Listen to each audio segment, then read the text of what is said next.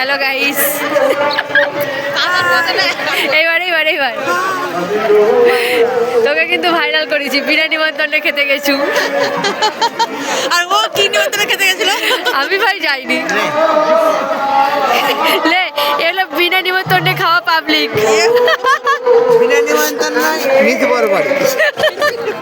এটা কি অষ্টম পর্বে নিশি পাহাড়, তোমার পর বিনা নিমন্ত্রণে খেতে গেছে, ভাইরাল। এই যে হলো তার স্ত্রী। বসতে পারবি না, বসতে পারবি না।